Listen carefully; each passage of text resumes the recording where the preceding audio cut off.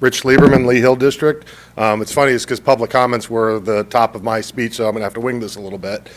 First off, I'm going to go side note, Mr. Boozemel, you have been reaching out to people. I commend you. We've exchanged emails, and I look forward to our sit down. So I just want to side note that.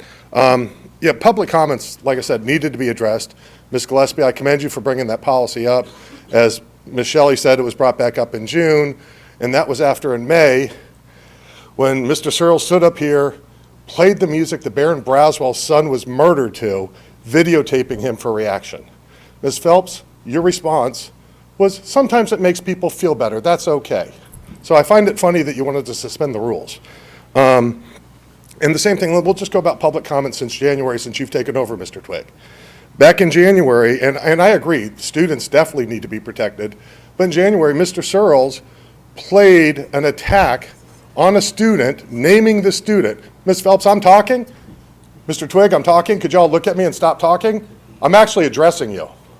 Would you like to look at me instead of talking? Thank you. Ms. Phelps? Hello? Ms. Phelps, Mr. Twigg?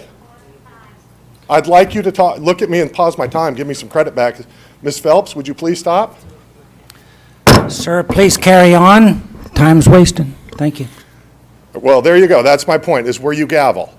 Mr. Searles attacked somebody's son, naming him, minor student. Ms. Cole asked for a motion to ban him. Y'all said no. The next meeting, when your staff is coming here talking about the problems that y'all have and letting you know what's going on, the same man is hollering at them, yell, leave, quit. No gavel. Another parent comes up here, tells you, Mr. Twigg, that you're incompetent. You gavelled her twice. You need to be fair with that, but you need to bring back up Ms. Cole's motion, because the next time in that meeting, Mr. Searles is cussing at children. It's time to bring back Ms. Cole's motion. On the phones, that's already been covered. I agree with that.